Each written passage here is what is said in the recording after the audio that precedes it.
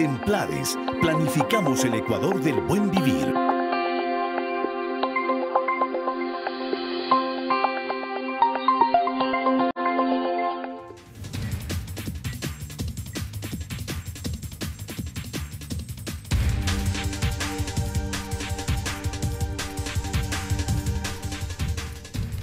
Más allá de las formas y los estilos, el informe a la Nación debe constituir un espacio o una oportunidad para poder analizar y evaluar la gestión gubernamental. Gestión gubernamental que debería traducirse en resultados tangibles en cuanto al desarrollo de un país, tanto en lo económico, en lo social y en lo político. Ese es el tema que vamos a debatir y analizar el día de hoy como consecuencia del informe a la Nación del 24 de mayo último que rindió el presidente de la República, el economista Rafael Correa Delgado. Muy buenas noches y bienvenidos a Pulso Político. Como siempre, comienzo así planteando una pregunta cuya respuesta debe durar 30 segundos. Luego de aquello veremos un reportaje que nos ha preparado Fabricio Ceballos y regresaremos con el debate. Cada panelista tendrá 1 minuto 20 para poder intervenir, más 30 segundos de réplica en caso que así lo considere conveniente. Comienzo entonces con César Montúfar. César Montúfar, durante estos 8 años de gestión del gobierno Rafael Correa, ¿ha construido un proceso de desarrollo para el país? Bueno, yo creo que evidentemente hay cambios, hay modificaciones, pero creo que en el fondo el Ecuador en estos 8 años ha perdido 2 cosas y puede perder una tercera. Perdimos la democracia, en este momento el Ecuador no vive un sistema democrático, existe un sistema de concentración de poder, un gobierno y un régimen autoritario. En segundo lugar, hemos perdido la soberanía. Antes tampoco la teníamos, la democracia tampoco la teníamos plenamente. Hoy estamos hipotecados a un solo país. Se vive en el país, en el Ecuador, un proceso, yo diría, de neocolonialismo. Y lo tercero, estamos, si es que las cosas no cambian, si es que el precio del petróleo sigue bajando, podríamos perder la dolarización. Entonces estamos ante una situación regresiva. Gracias, César Montúfar. Voy donde Franklin Ramírez. Rafael Correa llegó a la presidencia de la República en un momento en el que el Ecuador vivía una ruptura en la política ecuatoriana. ¿El proyecto político de Alianza País y del gobierno de Rafael Correa aprovechó esta oportunidad o ha continuado con políticas tradicionales del pasado? 30 segundos. Me parece que el gobierno de Correa debe ser analizado en 3 momentos. Un primero en el que hay un proceso de ruptura política, intento de refundación institucional, el proceso de la Asamblea Constituyente. Un segundo periodo ligado a la transición postconstitucional, el intento de institucionalizar, de materializar los principios constitucionales de un nuevo orden jurídico normativo. En este periodo hubo una altísima conflictividad política y abarca todo el segundo gobierno de Rafael Correa y el tercer gobierno, que sería una tercera etapa, donde se visibilizan ciertos bloqueos a este proceso. Gracias, Franklin Ramírez. Si me ponen el tiempo en la pantalla, ya les voy a agradecer. Estamos con problemas, ok. Andrés Vergara, en un país donde ha existido una gran brecha social y económica, esto ha sido histórico. El objetivo debería ser erradicar la pobreza y enrumbar el país hacia el desarrollo. ¿Se podrán resaltar, a criterio de Andrés Vergara, resultados positivos en este sentido? No, creo que el gobierno ha sido bastante ineficiente. Vamos 8 años que desde el punto de vista económico ha sido un Estado que cada vez recibe más ingresos, cada vez tiene más control sobre la economía, cada vez pone más regulaciones, etcétera. Unas personas podrán decir que está bien, otras personas podrán decir que está mal. Ahora, veamos los resultados en sí, que eso seguramente vamos a exponer a lo largo del programa. Pero considero que son bastante pobres tomando en cuenta cuánto se le ha otorgado al Estado, ¿no? Gracias, Andrés Vergara. Voy con Pavel Muñoz. Un país que se precie de estar bien enrumbado hacia el desarrollo debería sentar estas bases sólidas en lo social y en lo económico. Pero la economía del país sigue dependiendo de un modelo primario exportador y de la dinámica en cuanto a la inversión pública. Al gobierno le faltan prácticamente 2 años. ¿Puede revertirse esta realidad, Pavel Muñoz, en ese tiempo? Sí puede revertirse. Buenas noches con todos. Y lo puede hacer porque es una de las prioridades que hemos marcado como gobierno. Lo vamos a ver seguramente en el transcurso de este programa, pero veremos los grandes logros en lo social, en seguridad, en el tema del desempeño económico. Y nosotros tenemos claro que hay dos cosas que nos marcarán hacia el 2017. El uno tiene que ver con la erradicación de la extrema pobreza y el otro con el cambio de la matriz productiva. Y esta es una tarea fundamental que involucra al sector privado, que involucra a los territorios, que hay que dinamizar las formas distintas de economía y estoy seguro que lo vamos a lograr. Gracias, Pavel Muñoz. Bueno, luego de esta del primer bloque de 30 segundos de respuesta a cada uno de nuestros invitados, de nuestros panelistas, le doy la bienvenida entonces a Fabricio Ceballos. Fabricio, prohibido hacer bromas sobre la derrota del Emelec, por si acaso. Vamos de lleno al tema. Bueno, Carlos, en verdad no había ninguna intención de hacer una broma, pero en todo caso, lástima por esa triste derrota de hoy frente al Tigres. En todo caso, será en una próxima oportunidad. Amigos televidentes, buenas noches. El último domingo, el presidente Rafael Correa detalló la gestión cumplida en el último año. Destaca entre ellos un buen manejo de la economía, lo que a criterio del primer mandatario ha permitido a Ecuador superar la crisis económica internacional. La labor en materia social, seguridad, inversión pública y otras áreas también fueron destacadas el pasado 24 de mayo. De inmediato, un resumen del informe de La Nación. En un informe amplio que duró más de 4 horas, el presidente Correa dio a conocer la gestión cumplida en los últimos 12 meses. Destacó el crecimiento económico con relación a América Latina. Crecimos 3.8%. El PIB no petrolero, el cual es el que básicamente responde a las políticas públicas, creció 4.3%, es decir, casi 4 veces más que el promedio, o casi 4 veces que el promedio latinoamericano. Hizo referencia a los ingresos tributarios que alimentaron con más del 50% al presupuesto general del Estado. Hemos recaudado entre enero y abril de 2015 $5.334 millones, superando con más de 440 millones de dólares lo generado en el mismo periodo del año pasado, alcanzando un incremento del 9%. En cuanto al sistema financiero, mencionó que su buena salud se refleja en su crecimiento en 5%. Esta es la mejor respuesta a los rumores malintencionados de políticos y medios de comunicación sin escrúpulos que pretendieron desestabilizar el sistema financiero con falsos rumores sobre desdolarización y feriados bancarios. Y que la etapa más difícil en materia económica se ha superado. Ello a pesar de que entre septiembre de 2014 a abril de 2015 se dejó de recibir $2.241 millones por ingresos petroleros. Pero ninguna obra o proyecto estratégico se ha detenido. Ningún niño ha dejado de estudiar. Ningún jubilado ha dejado de cobrar su pensión. Yo estoy convencido que lo más duro ha pasado. Hoy el precio del barril se ha recuperado a $58, con lo cual saldremos adelante sin mayores dificultades. En el informe, los ministros coordinadores también participaron. Patricio Rivera mencionó que 4 de cada 10 ecuatorianos que eran pobres antes de este gobierno han dejado de serlo. Ecuador ha estado 7 años consecutivos en los primeros lugares de inversión pública en la región. Y para financiar esta inversión pública en el año 2014 retornó a los mercados internacionales con una emisión de 2.000 millones. Las obras en el sector social se han incrementado en 4 veces en los últimos años. Para cerrar brechas, construimos 11 hospitales, 36 centros de salud, 62 centros infantiles del buen vivir, 52 unidades educativas del milenio, 5 centros activos de alto rendimiento. El fortalecimiento de la seguridad es otro de los temas destacados. Solo el 2014, ecuatorianos, invertimos casi el doble que los 7 años anteriores a la Revolución Ciudadana. El vicepresidente Jorge Glass también participó.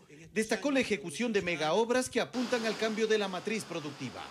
El Ecuador va por más, va por las industrias industrializantes, por las industrias que van a cambiar radicalmente la matriz productiva de los ecuatorianos. Durante el informe, el jefe de Estado anunció que se enviará a la Asamblea Nacional nuevos proyectos de ley sobre plusvalía, conocimiento y herencias. Enfrentaré el costo político que sea necesario Pero en los próximos días también enviaré a la Asamblea Nacional un nuevo sistema impositivo para las herencias superiores a los 100 salarios básicos unificados. Permite este informe a la Nación presentado por el presidente Rafael Correa pensar que Ecuador es un nuevo país. ¿Cuál es la tarea pendiente del gobierno a futuro? Fabricio Ceballos, Pulso Político. Así es, y con todos los logros expuestos, cabe preguntarse, ¿Ecuador ya cambió? De inmediato le tomamos el pulso a la labor del gobierno. Carlos. Gracias, Fabricio, y así es, entonces iniciamos este debate y análisis sobre los indicadores de gestión de un gobierno que ya tiene 8 años en el poder. César Montúfar, tu minuto 20, les recuerdo, cada panelista tiene 1 minuto 20 y tendrá 30 segundos para la réplica en caso que así lo considere necesario. Dijiste en tu primera intervención, César Montúfar, este gobierno se ha caracterizado por una concentración de poder, ha perdido soberanía, estamos viviendo una etapa de neocolonialismo y estamos dependiendo de un solo país. Sin embargo, de aquello hemos visto en el informe del gobierno nacional, en la voz del presidente de la República, unos indicadores que darían la impresión que existe un antes y un después. Minuto 20. Bueno, no se puede pensar otra cosa de lo que el presidente va a decir de su propia labor. Sin embargo, me parece a mí que hay que tomar en cuenta algunos elementos. En estos 8 años, el peso del Estado con relación al PIB se ha duplicado. Antes era aproximadamente el 20% y está por encima del 43%. Es un Estado tan grande, toda la sociedad trabajando, todos los ciudadanos trabajando para financiar a un Estado que está en manos de una sola persona. Además, un Estado que se apropia de toda la renta de los recursos naturales y que fortalece esa matriz. En eso discrepo con Pavel, no hay ningún cambio en la matriz productiva y seguimos dependiendo del petróleo. La diferencia es que antes podíamos vivir con un petróleo de 20, 30 dólares, ahora ya no podemos vivir con un petróleo de ese precio. Entonces estamos en una situación de extrema vulnerabilidad. El número de la estructura del mercado laboral, el número de subocupados, de empleados, sigue siendo igual.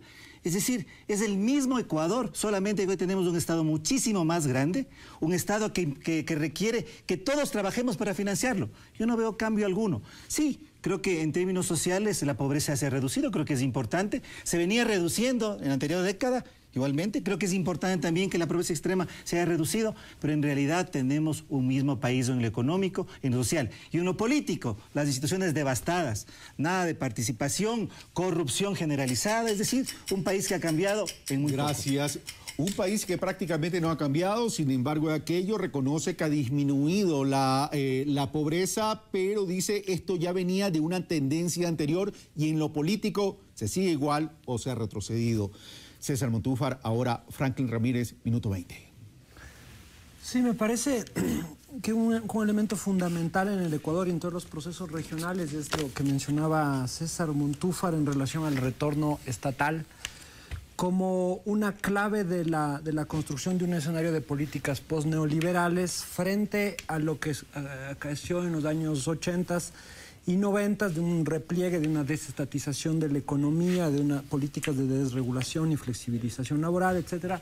El gobierno, junto con otros gobiernos de la región, han impulsado un conjunto de políticas post-neoliberales que colocan al Estado como eje de la coordinación social y yo diría que tienen como énfasis central la redinamización de las fuerzas productivas locales y nacionales, que esa fue la gran promesa de campaña de Rafael Correa en 2013. ¿no? Lo que se conoce como el cambio de matriz productiva.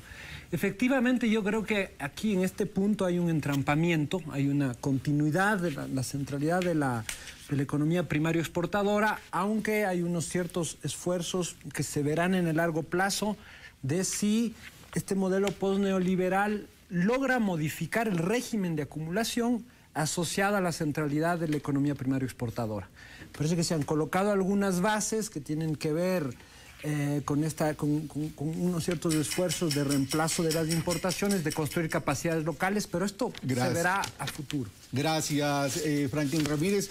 Bueno, voy a donde Andrés Vergara. Andrés Vergara, tu minuto 20. Entramos en el caso tuyo con el tema de la economía. Se dice que el Ecuador sigue dependiendo de los recursos del petróleo y que Rafael Correa ha tenido mucha suerte porque tuvo la oportunidad de gobernar con un precio del petróleo alto.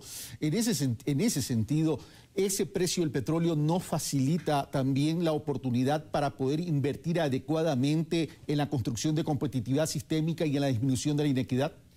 Sí, en efecto. Yo también, bueno, no sé si es una cuestión de suerte, porque los precios del petróleo generalmente suben, porque hay conflictos, hay guerras y cuestiones así. Eso no sé si se podría considerar como suerte. Y en efecto ha tenido los ingresos más altos del petróleo. Claro que el presidente Correa se compara con el gobierno de Jaime Roldós y dice que en su tiempo tiene menos, pero claro que le hace un crecimiento del 5%. Tampoco dice que se ha duplicado la producción petrolera. Pero al margen de la producción petrolera, veamos el siguiente cuadro. No sé a esta cámara, por favor. ¿Perdón? A esta cámara. ¿A cuál cámara? ¿A esta? A la 2, ¿no? A la 3, a la 3. Ok. Perfecto. Un poquito más acá. Ok, esto muestra el gasto corriente con respecto al ingreso. Si uno se fija, esto es antes del gobierno de Rafael Correa y después. Siempre, por lo general, siempre se mantiene 70%. Esto sucedía antes del gobierno de Rafael Correa y ahora sucede igual. Es decir, de total del ingreso estatal, prácticamente los 2/3 se van al gasto corriente, es decir, a los sueldos de los funcionarios públicos, al pago del interés de la deuda, etcétera. Es decir, inversión realmente de los recursos petroleros no podría decir que hay. Por supuesto que hay más inversión social, pero porcentualmente no ha existido mayor cambio con respecto a con los años anteriores, ¿no? ¿Terminaste? Sí. Ok, creo que menos del... Bueno, se acabó el minuto 20. Les recuerdo, señores panelistas, que tienen 30 segundos para el derecho a la réplica en caso que lo sea necesario. Voy entonces donde Pavel Muñoz. ¿Algo que comentar sobre lo indicado con Andrés Vergara? Y si no, voy a la pregunta. Y la pregunta tiene que ver con el crecimiento de la economía. Comenzamos con un crecimiento de la economía interesante, 5%, etcétera. Pero hoy tenemos al 2014 un crecimiento del 3.8%. La disminución de los recursos petroleros, Pavel Muñoz, afectó el presupuesto del Estado y está obligado al país a buscar financiamiento y endeudarse. El presidente viene diciendo que la variable ajuste es la inversión, pero eso afecta al crecimiento económico y afecta también a la generación de empleo. Me asombra en estos espacios la forma en la que se torturan y maltratan los datos. Y desde esta perspectiva tengo algunas cosas en discrepancia, tanto con César como con Andrés. Y empiezo con tu pregunta. Nosotros hemos tenido un crecimiento promedio más alto que América Latina en estos 8 años. Nosotros hemos crecido un promedio del 4,3%, América Latina lo ha hecho al 3,2%. El último año, la referencia que tú das, América Latina creció más o menos al 1,2%, nosotros al 3,8%. En un escenario de crisis, donde desde septiembre tenemos una caída significativa de los precios del petróleo. ¿Esto a qué me lleva? A un dato que dio Patricio Rivera que es bastante revelador y quisiera mostrarlo. Si uno analiza con dólares de 2014, no sé dónde le puedo mostrar, el periodo 71-2006, nosotros recibíamos per cápita $317 por ingresos petroleros y recibíamos $443 por ingresos que provenían de los ingresos fiscales, del cobro de tributos. En el periodo de 2007-2015, la Revolución Ciudadana, cayó lo que recibimos per cápita por ingresos petroleros a $281 per cápita y subió a 891 los ingresos por el cobro de tributos. Evidentemente una economía que está basada en la exportación de productos primarios, uno de esos el petróleo, claro que va a sentir una caída del precio del petróleo. Pero a pesar de tener 8 años, no hemos tenido ningún trimestre de crecimiento económico, a pesar de, 8 meses de baja de los precios de petróleo. Como bien decía el presidente, no hemos dejado ningún proyecto en invertir y seguimos en un ritmo. No sé si aquí puedo utilizar mis 30 segundos de réplica. Sí, lo puedo usar, pero también lo puedo usar. No nos tortures. Y la otra es lo que decía César. Por favor, si tomamos el año 1995 respecto al 2006, bajamos 1 punto la pobreza. En nuestro periodo bajamos 12,5 puntos la pobreza por ingresos. Y lo bajamos más por políticas redistributivas que por crecimiento económico. Gracias, Pavel Muñoz. 30 segundos de réplica más minuto 20 de participación. Pavel nos dice que nos estamos torturando los datos, del gobierno tortura a todos los ecuatorianos. En realidad, el dato de la pobreza es inexacto. Si tú miras los indicadores de reducción de la pobreza entre el 2001 y 2006, más o menos el mismo porcentaje de lo que disminuyó después del 2007. Yo creo que es importante que disminuya la pobreza y en eso no estamos en desacuerdo. En temas del crecimiento económico, si tú miras en realidad lo que el Ecuador ha crecido en relación a América Latina, el Ecuador sigue siendo un país que está en el promedio de los países de América Latina. Evidentemente el gobierno solamente toma a los países de Sudamérica, pero no toma los datos que tienen que ver con los países centroamericanos. Son países de una economía de un tamaño más o menos igual que el Ecuador, entonces hay que compararse también allá. Pero yo creo que más allá de eso, el problema, Pavel, es el modelo. Es el modelo. En eso yo creo que Franklin tiene algo de razón. Sí, el Estado ha regresado. Qué bueno que el Estado haya regresado. Sin embargo, tenemos que los ciudadanos trabajar para el Estado. Tenemos que nuestro salario, nuestro ingreso, nuestro esfuerzo, ir hacia un Estado que está en manos de una sola persona y que gasta discrecionalmente. Además, como lo dijo acá, acaba de decirlo el economista, gasta fundamentalmente en burocracia. Es decir, estamos trabajando para pagar a la burocracia. La inversión, el vicepresidente habló sobre la inversión. Sí, es importante, las obras de infraestructura. Pero yo te invitaría a leer, Pavel, y les invitaría a leer a todos, el trabajo de Villavicencio. Arturo Villavicencio. Ahora, si me permite, los 30 segundos. Sí, ya está. Ahí dice él algo que es muy importante, Arturo Villavicencio, respecto al cambio de matriz productiva, y sobre todo el cambio de matriz energética. El Ecuador ha sobreinvertido en el tema de centrales eléctricas y en el año 2021 o 2022 vamos a tener un exceso del 50% de la demanda en energía. Entonces, yo creo que en realidad tenemos que estar conscientes de que el modelo de la Revolución Ciudadana es un modelo equivocado. No estamos en desacuerdo con que el Estado planifique, con que el Estado intervenga, pero tampoco que que trabajemos para financiar un Estado y sobre todo trabajar para financiar una burocracia. Un Estado que ha crecido, que el peso del Estado del 20 ha pasado al 45%, no hay inversión privada como dinamizador de la economía y ciudadanos trabajando para el Estado. Franklin Ramírez, minuto 20. A mí me parece que es fundamental en este momento que yo creo que ya está a las puertas del 2017 para construir procesos políticos y debates públicos sustantivos de cara a ese proceso, que el modo en que se ha implantado la dicotomía correísmo-anticorreísmo logre relajarse y dejar ver a la ciudadanía de modo más amplio los matices, dejar ver a la ciudadanía que no todo es blanco y negro, que no es simplemente que el Estado crece y que todo ese crecimiento del Estado supone que los ciudadanos trabajamos para aquel.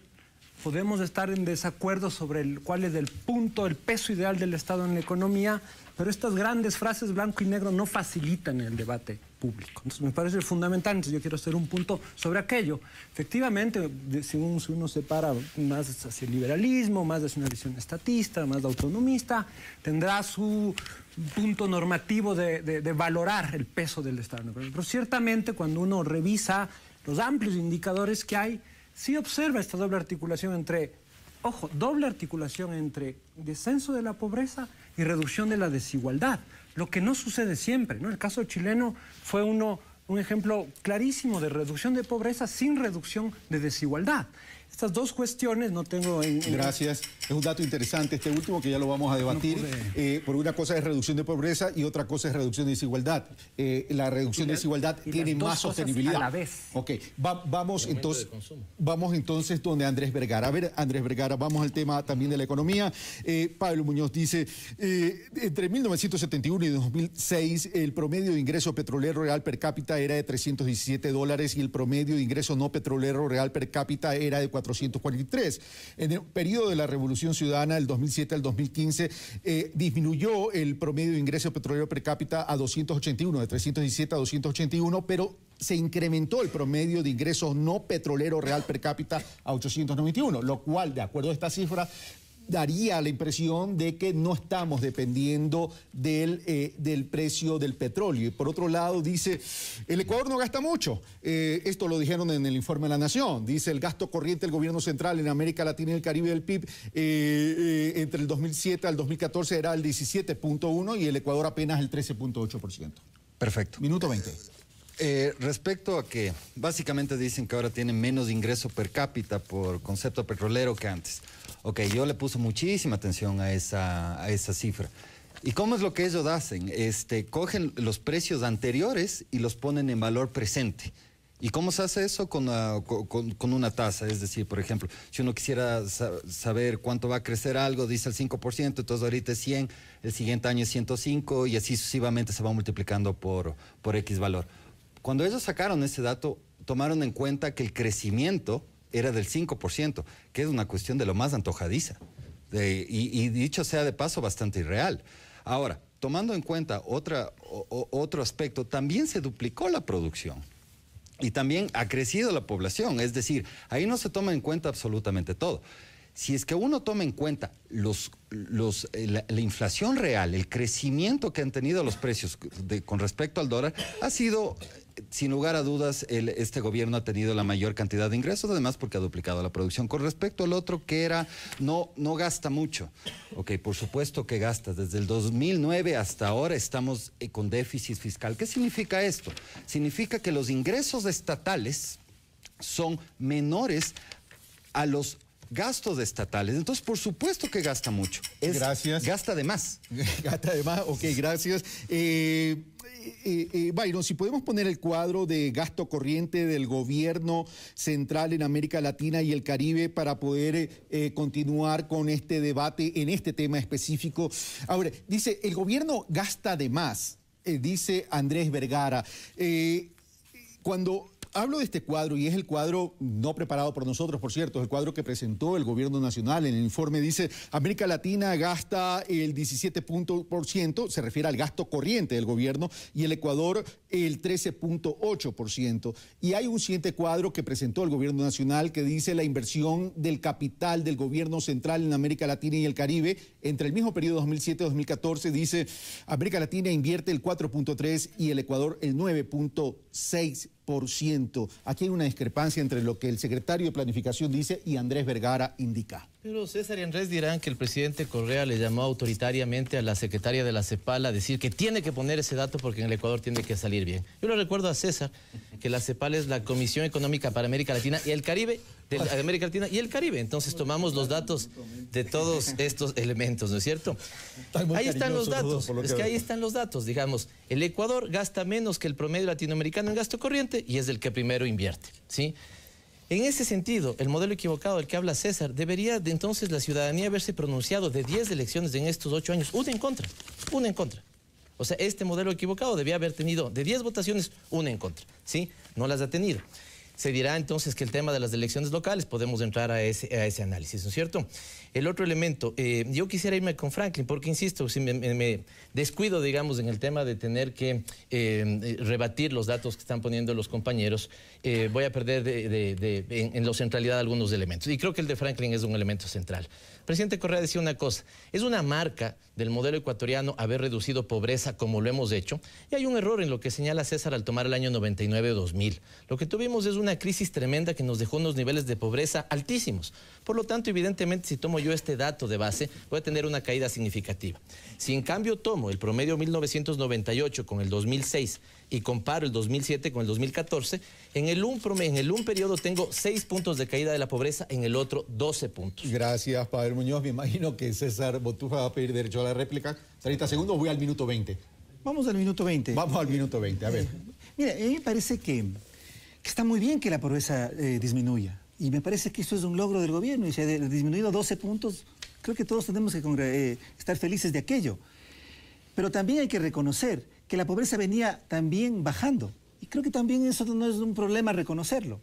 El punto aquí es, con tantos recursos, ¿por qué la pobreza no se ha reducido más, por un lado? Y en segundo lugar, con una economía tan vulnerable por este modelo económico equivocado, ¿no podemos en algún momento revertir esos progresos? Lo que Franklin denominaba esta doble proceso. Doble disminución. Exactamente. No podría revertirse si, por ejemplo, el esquema de dolarización se cae. Yo creo que es lo que nos tiene que preocupar. Eso en primer lugar. En segundo lugar, yo creo que hay un tema importantísimo que mencionar. Y decía Franklin, creo que es necesario un debate mucho más con matices. Pero tenemos que ponernos desde el punto de vista de los ciudadanos. Al menos me parece que ese es un punto de vista interesante, no solamente de la burocracia, con todo el respeto que la burocracia tiene, con los enormes sueldos que ganan. Y ese punto de vista es de aquella persona que tiene un pequeño negocio, al que le cae el SRI, el Ministerio de Relaciones Laborales, el IES, y cada vez está sujeto a más presión, a más pagos, a más regulaciones, a más intervención estatal. Entonces yo creo que ese es el punto de vista que nos tiene que interesar. Y creo que desde esa perspectiva, si me permite, allí tenemos un problema. Voy donde Franklin Ramírez. Franklin Ramírez, tú incorporaste al debate algo muy interesante. Dijiste hay reducción de pobreza, pero también hay reducción de la desigualdad, lo cual lo haría más sostenible el tema. Pero César Montúfar pone una gran signo de interrogación. Dice, no está blindada esa tendencia de disminución de ambos indicadores, pobreza y desigualdad. Sí, el punto central, efectivamente, todos los países, incluso los que no están en la ola de la política postneoliberal, han reducido pobreza. Esto es un hecho. Entonces me parece que hay que analizar con mayor detenimiento esta doble convergencia entre reducción de pobreza y reducción de desigualdad, porque lo segundo tiene que ver más con la cohesión social, tiene que ver más con los niveles de integración, con la construcción de una sociedad en que nos vamos reconociendo como iguales, etcétera. Tejido social. Tejido social, etcétera, etcétera. Ahora bien, me parece que es clave, y aquí el tiempo dará la razón a quien la tenga respecto a esto que menciona César, que es en qué medida en el marco del cierto frenazo de la economía que se vive desde 2014, y si es que la economía efectivamente es vulnerable y si es que hay una crisis mayor, ¿en qué medida esta reducción de pobreza y desigualdad ha logrado producir mayores capacidades de los actores sociales, de la ciudadanía? ¿No? Estas capacidades que suponen educación, acceso a la salud, seguridad, que permiten a los ciudadanos en circunstancias de crisis protegerse, ¿no? Surfear la crisis de un modo más digno, ¿no? Parece que esta reversión de los procesos que se han avanzado o no, entre comillas, en estos años, van a estar bajo la lupa y bajo el telón de una sociedad con mayores capacidades para soportar esa crisis. Y eso lo veremos todavía en un tiempo. Gracias. Para terminar este tema de la economía, vamos todavía con una pregunta más, Byron, y vamos al corte luego para regresar con el tema de desarrollo social y también el tema político, por cierto. Son las 23:02, si no me equivoco, 03 ya. A ver, una de las cosas que se le ha criticado al gobierno Andrés Vergara, sí, es el turno de Andrés, es que ha tenido una política de endeudamiento, pero sin embargo, Byron, si ponemos el cuadro del endeudamiento en la región, de acuerdo a este cuadro que presentó el gobierno nacional el día 24 de mayo, el Ecuador es uno de los países que menos endeudamientos tendría, que estaría por debajo de Brasil, Honduras, Uruguay, Costa Rica, República Colombiana, Colombia, Panamá, México, etcétera, y estaría por encima de Guatemala, Perú, Paraguay y Chile, y de acuerdo a este cuadro, el promedio regional tendría un endeudamiento en relación al Producto Interno Bruto del 32% y el Ecuador apenas tendría el 25.2%. Ok. Con respecto a eso, ¿por qué unos países se endeudan más? Y eso que no es si podemos comparar con Japón o Estados Unidos, ahí pasan del 100%, y ¿por qué otros menos? Porque aquí la ley nos dice que es máximo 40%. 40% según quién, según los asambleístas. Tienen 100 asambleístas, podrían poner 1000% y no hay absolutamente nadie que les pare. El endeudamiento viene dado por la economía de un país. Los países que tienen valor agregado, ¿y qué significa valor agregado, esta palabra tan usada? Son los valores que da la gente. Servicios, tecnología, etcétera. Ellos tienen una capacidad bastante buena para endeudarse, porque siempre van a tener este valor agregado. En cambio, nosotros no tenemos valor agregado. A nosotros cuando se nos presta, se nos presta porque tenemos petróleo, porque le damos cuotas en barriles, etcétera, etcétera, etcétera. Para nosotros un endeudamiento es bastante peligroso por esta razón, porque nosotros no tenemos valor agregado. No hay ningún valor agregado en sacar algo, es decir, somos dependientes del petróleo y eso nos puede dañar. Ahora, si vamos a hacer comparaciones, comparémonos también con nosotros mismos en tiempos pasados. En tiempos pasados era 25 y ya cerca del 25% sobre el Producto Interno Bruto ya estábamos bastante preocupados de una crisis, como en efecto sucedió. Tercero, como bien se dice, bueno, después de entrar. Gracias. Vamos ahora a donde Pavel Muñoz. A ver, el tema del endeudamiento, sin perjuicio de que el nivel de endeudamiento, de acuerdo a los indicadores en relación al Producto Interno Bruto, en realidad es bajo en términos del promedio de la región, dice Andrés Vergara, el tema no es el indicador en relación al Producto Interno Bruto, sino en cuanto a la capacidad de pago, considerando que nosotros tenemos recursos del petróleo o somos un país que dependemos mucho en ese sentido. Y por otro lado, para poder dinamizar la economía, tenemos que invertir y la inversión viene del endeudamiento. ¿En qué tiempo podríamos llegar a ese techo del 40%? Pavel Muñoz. Voy con ideas concretas. Se dice que el Ecuador es un país que se ha endeudado mucho. Lo que mostramos es que somos el quinto país en América Latina que tiene menor endeudamiento, que tenemos un endeudamiento menor que el promedio latinoamericano. Segundo, quiero volver sobre lo de César del tema de pobreza. Es cierto que desde el año 99, 98, 2000 ha caído la pobreza. Pero si tomamos en cambio una serie un poco más larga y tomamos del año 95 respecto al 2006, pasó de 39 a 38%. Es decir, cayó en la época neoliberal un solo punto. Nosotros creemos que esa es una década perdida. Tercera idea, nosotros hemos combatido esto con una alta inversión y por eso es que tenemos la inversión pública más alta de América Latina en este momento, junto con Bolivia. Y esta inversión está canalizada, por ejemplo, al tema de matriz energética que también se señaló. Lo que no se ve de la matriz energética, ¿no es cierto?, que a mí me quisiera señalar en este momento, es los resultados que eso nos va a dar a futuro. Nosotros en este momento es cierto que tenemos un 5% de déficit. El otro año proyectamos que tendremos entre un 5 y un 4, un 5. Pero al 2018 vamos a tener 0 de déficit. ¿Por qué? Porque esta inversión lo que nos va a generar es un ahorro de 1.200 millones de dólares anuales. O, por ejemplo, la decisión del cambio de pasar de una forma de cocción con gas que es subsidiado, ¿no es cierto?, a una forma de cocción con energía que va a ser limpia y barata, ¿no es cierto?, nos lleva a mejores, digamos, condiciones para el país. Y cierro con una cosa. César dice entonces, ¿qué percepción tiene la ciudadanía? Rapidito, solo esto. Gracias. Latinobarómetro 2013, en 3 indicadores, la ciudadanía ecuatoriana aparece como la primera con buena valoración del gobierno y algunos elementos de su política pública. Como lo corté a Andrés Vergara, a raya, tengo que darle también esa parte del tiempo que te corté y que sí la utilizó Pavel Muñoz. Ok, en este año está pronosticado... Y nos vamos al corte, perdón. Sí, está dentro del presupuesto que para el servicio de la deuda externa en amortizaciones de intereses se va a destinar alrededor... 4.000 y pico. 4.000 y pico. Eso es más que la inversión en la salud que se hace generalmente cada año. Es decir, si nos comenzamos a comparar con otros países que hay mucha deuda, comparemos con nosotros mismos. Gracias. Pagamos más de la deuda de lo que invertimos en educación. Gracias, Andrés. He sido equitativo con el tiempo. Pero al regresar, vamos a hablar sobre el desarrollo social. Aquí hemos hablado que la política económica ha sido con una visión social, de acuerdo a Pavel Muñoz, secretario de Planificación, que ha disminuido la pobreza. Franklin Ramírez habla de que también ha disminuido la desigualdad. César Montúfar pone en tela de duda qué tan sólida es esa tendencia. Y Andrés Vergara dice...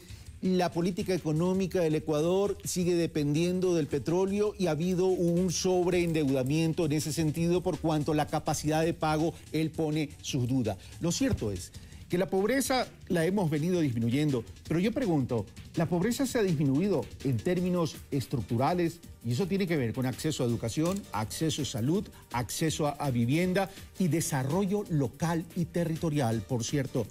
Luego de la pausa, venimos a tratar este tema.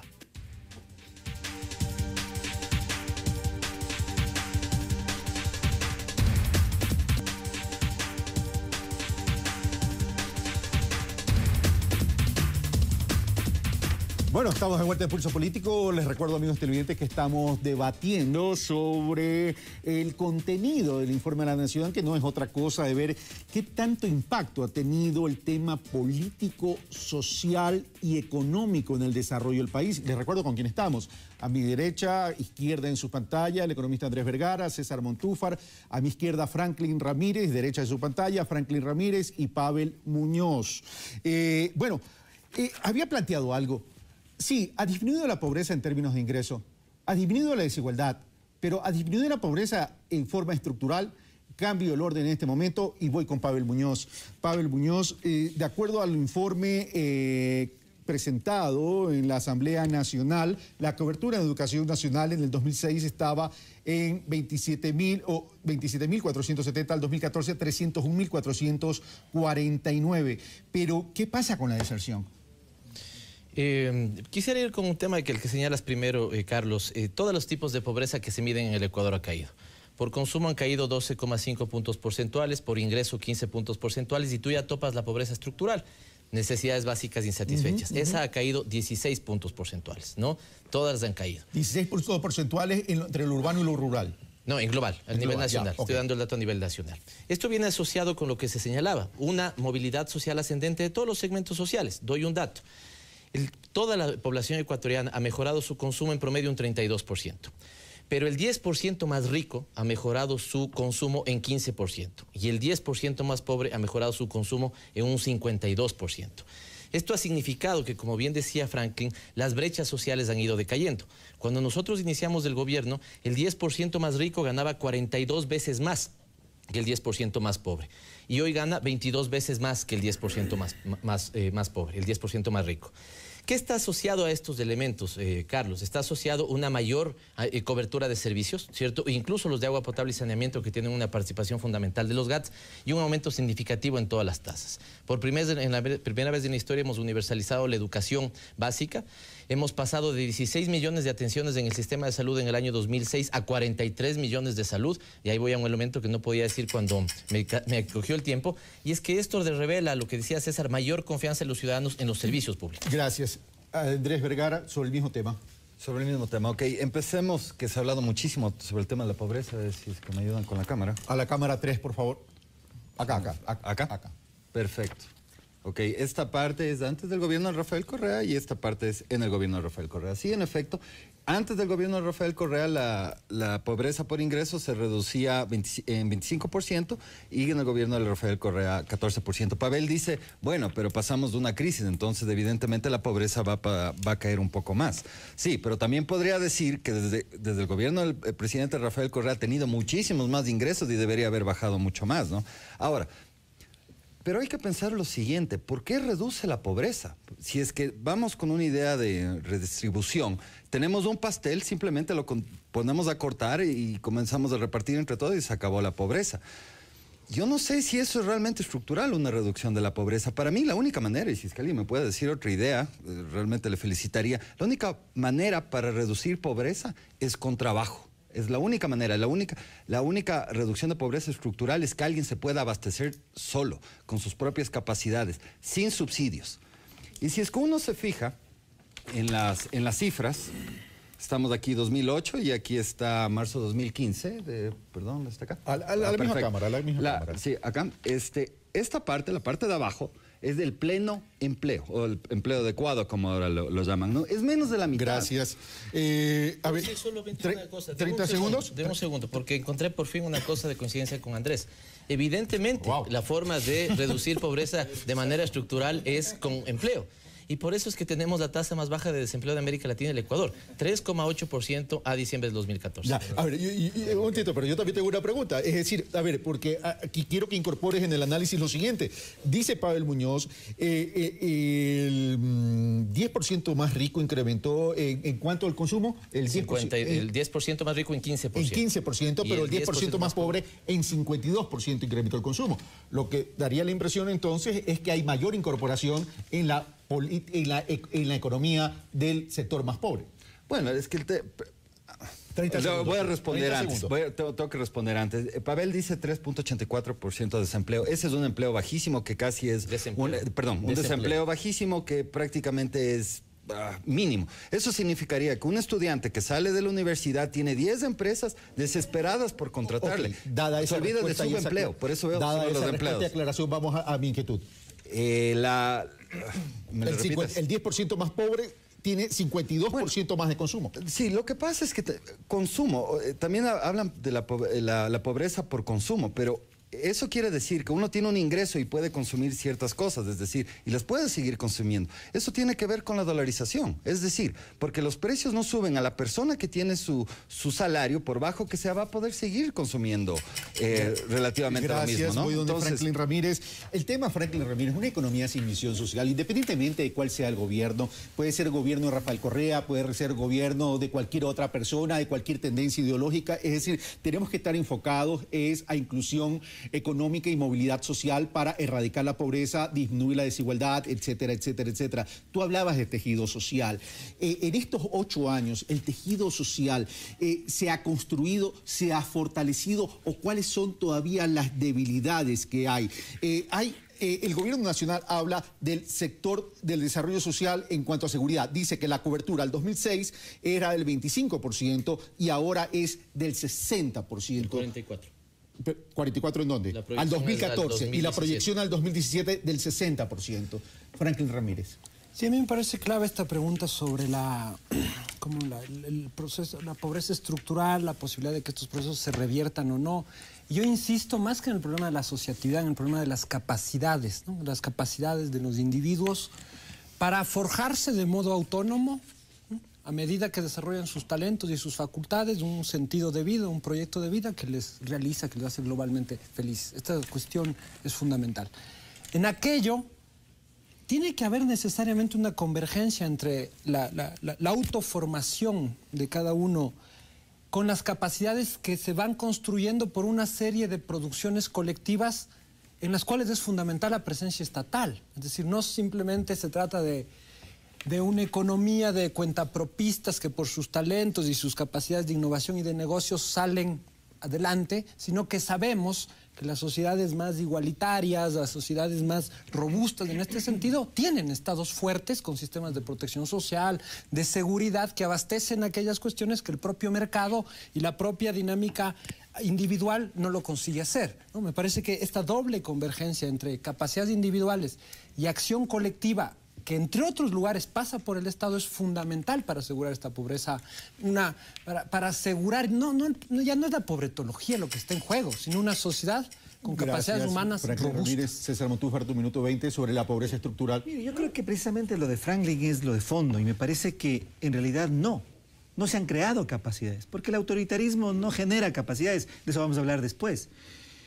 El problema es que si es que el Estado ya no tiene recursos para seguir gastando tanto como gasta, insisto, 44% del PIB. Entonces todo se viene abajo, todo se viene abajo.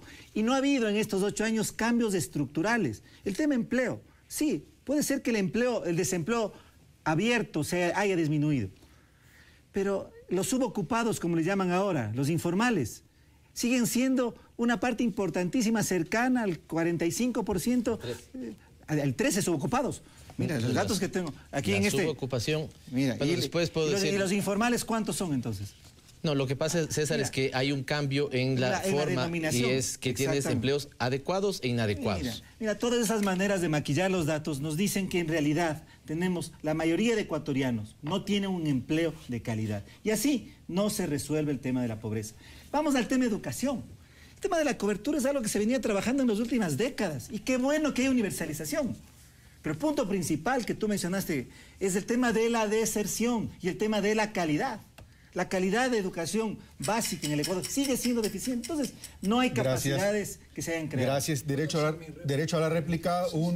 Primero Franklin, luego Pavel. Yo no tengo los datos en mente, no soy pobretólogo, pero básicamente si uno se fía en los indicadores del sistema de educación en el Ecuador, hay un dato que es clave ahí, César, para matizar otra vez tu opinión absoluta de que no ha habido capacidades. Yo insisto que tomemos más distancia, eso nos hace bien a todos, de que sectores de extrema pobreza, indígenas, afroecuatorianos, han ingresado por primera vez al sistema educativo y sobre todo a la educación superior y han permanecido ahí, ¿no?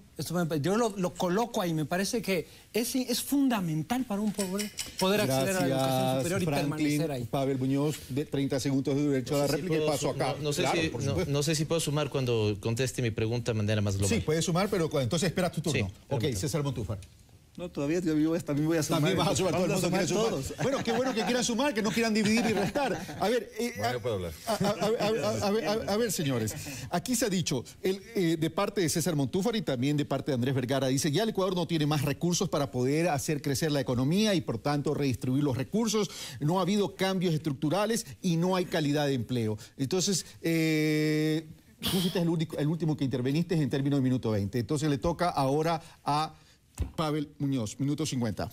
Hace 2 años salió un estudio que decía lo siguiente: en el Ecuador, de cada 100 ecuatorianos, 51 mejoraron su posición social. El autor de ese estudio es el Banco Mundial.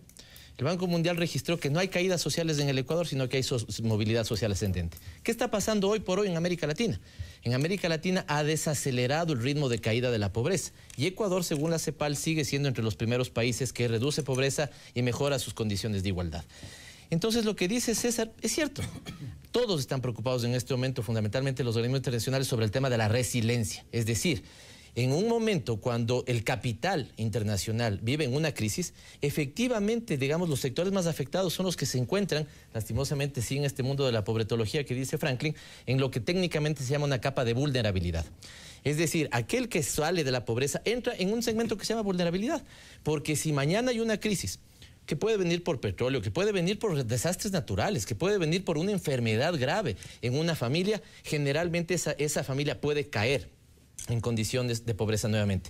Pero ahí yo voy a digamos, contrarresto esto de lo que dice César. Y nosotros sí queremos más Estado y queríamos que haya más Estado, pero queremos que haya más sociedad. Y queremos que haya más capacidades en esa sociedad. Y entonces ojalá hoy esa gente que está saliendo de la pobreza no dependa de la inversión estatal para poder, digamos, seguir escalonando posiciones sociales. Ojalá sea su capacidad de emprendedora. Ojalá sea, digamos, de estas oportunidades que están en este momento en la sociedad ecuatoriana que puedan ser aprovechados por ello en una lógica de responsabilidad y corresponsabilidad. Esta es una discusión general. Y el Ecuador también está preocupado de que las mejorías sociales, por cualquier efecto de crisis, después no tengan que generar retrocesos en las capas o en los sectores pobres. Gracias, Pablo Muñoz. Vamos igual, al mismo tiempo, César Montúfar. A ver, y aquí ya podríamos estar entrando en el tema político. Pablo Muñoz dice, necesitamos más Estado, y dice, hemos trabajado en más Estado y también en más sociedad. César Montúfar. Estoy totalmente de acuerdo con ese principio, pero ese principio no se ha aplicado en estos 8 años en el Ecuador. Solo hemos tenido más Estado. Y yo no diría ni siquiera un Estado eficiente, hemos tenido más burocracia. Más burocracia, y burocracia no es igual a que creas construcción de un Estado que pueda realmente resolver o contribuir a resolver los problemas del Ecuador. Creo que aquí el punto principal es cómo en estos 8 años, con esa cantidad de recursos, con este crecimiento enorme de la burocracia, con este crecimiento enorme del peso del Estado con relación al PIB, no se ha logrado hacer cambios verdaderamente estructurales en el mercado laboral, en la situación de educación. Estamos en la parte social.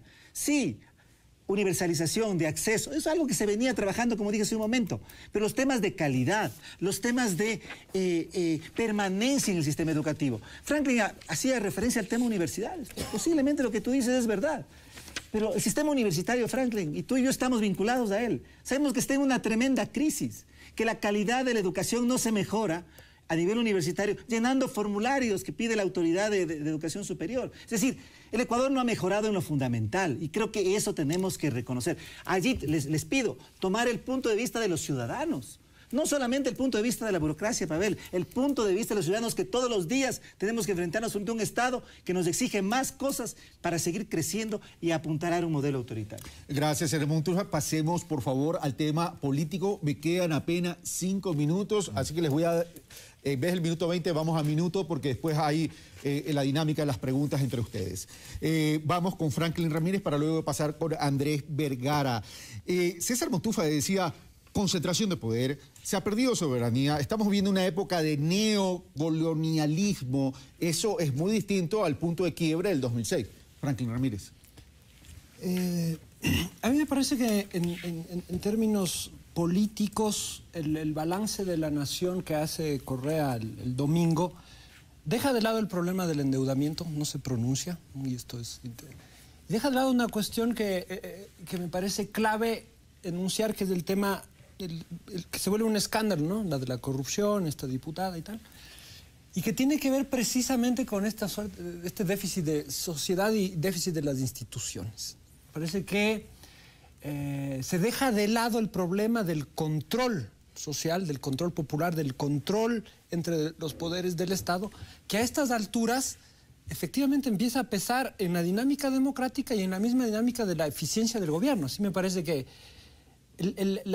los poderes de control social no solo sirven, no solo es una entelequia de la democracia, sino que además tienen un efecto correctivo sobre las políticas públicas, tienen un efecto de generar capacidad a los decisores de corregir sobre la marcha sus decisiones, y esto queda pendiente.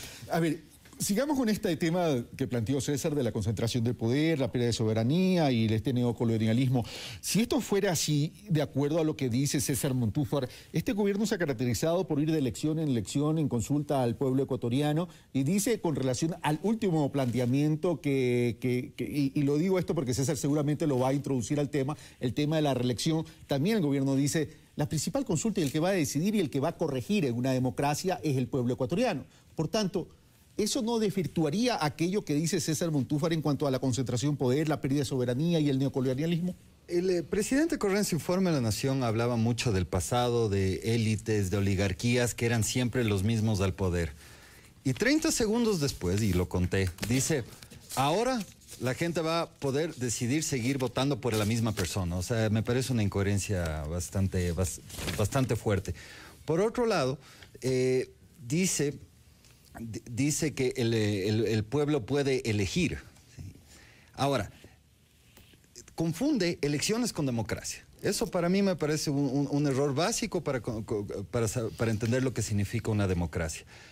Cuando una persona se queda muchísimo tiempo en el poder, se adueña del Estado. Por ende, es como en un partido de fútbol, también es del árbitro, tiene ventajas sobre el otro, pone las reglas, etcétera, etcétera. Y antes de eso, del presidente Correa, también había elecciones y decía que no había democracia. Es decir, la democracia implica que hay alternabilidad, que una persona no se adueña del Estado. Gracias, Andrés Vergara. Pavel Muñoz, sobre este mismo tema, y luego voy con César Montúfar. César decía al inicio, hemos perdido democracia, soberanía y estamos a punto de perder el régimen cambiario. Yo le digo a la ciudadanía, y César dice, preocupémonos de la ciudadanía. ¿En serio la ciudadanía cree que estamos en ese momento apocalíptico? ¿En serio estamos tan mal? ¿En serio tenemos un país hecho pedazos? ¿En serio lo único que hemos hecho en estos 8 años ha sido hacerle leña al Ecuador? ¿En serio la gente que nos ve cree eso? Elemento número 1. Elemento número 2, ¿ha habido un crecimiento del tamaño del Estado? Sí, claro, pero ¿de qué Estado veníamos? De un Estado anoréxico, sin capacidades de planificar, de regular, de controlar, un Estado que vivía bajo el modelo neoliberal del Estado mínimo. Y la otra es que lo que el Estado ha hecho es recuperar sus capacidades. Y creo que lo ha hecho de manera inteligente. Ha sido un Estado que ha buscado tener más penetración en los servicios territoriales. Ha sido un Estado que ha buscado romper el bicentralismo. Ha sido un Estado que ha buscado, digamos, cubrir adecuados servicios, ¿no es cierto?, de salud, de educación en los territorios. Y un elemento para no quedarme con esto. 2, ojalá me dé el tiempo. 4 segundos. César, esto es las pruebas de la UNESCO. Las últimas pruebas de la UNESCO. Ecuador, primero, segundo o cuarto en calidad. Y la otra, los temas de percepción ciudadana de Latinobarómetro. César Montúfar. Miren, yo creo que aquí estamos ante una situación, me parece a mí, importantísima, un momento de quiebre. Porque el Ecuador, me parece, se cansó de pensar como se pensaba la política en el siglo XIX, de que un caudillo iluminado lo podía transformar, lo podía cambiar. Hemos visto un Estado con cantidad de recursos, en 8 años no ha cambiado el país. Ha habido mejora, sí, no estoy negando aquello, pero el país sigue siendo el mismo. El país sigue siendo el mismo, con los mismos problemas, Creo que ese es el momento de decir, democracia no es igual a elecciones. Democracia es igual a participación. Y hoy no hay participación, y hoy no hay sociedad. Hoy lo que tenemos es una burocracia que crece y crece y de manera ineficiente.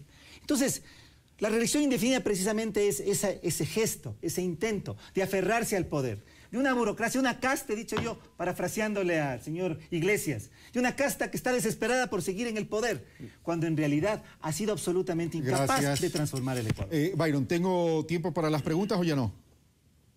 Me dicen que ya se nos terminó el tiempo y el tiempo en televisión, lamentablemente, ahí no mando yo. Solo usé una.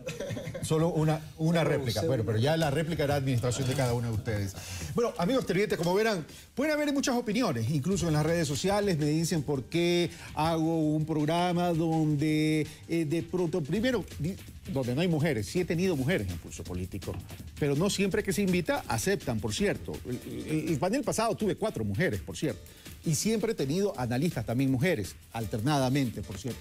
Otro dice, ¿por qué se invita a uno? Aquí en Pulso Político se practica un periodismo público, por cierto. Y yo no hago programas de opinión o de debate para que se aplaudan los unos o los otros, sino para esa gran franja de espacio que existe, que los que quieren escuchar análisis y reflexiones sean los que sacan sus propias conclusiones y son los que van a inclinar la balanza en el 2017. Ese es el periodismo que practicamos en Pulso Político aquí en Ecuador TV. Soy Carlos Rabascal, hasta el próximo martes. Señores, gracias. Semplades, planificamos el Ecuador del buen vivir.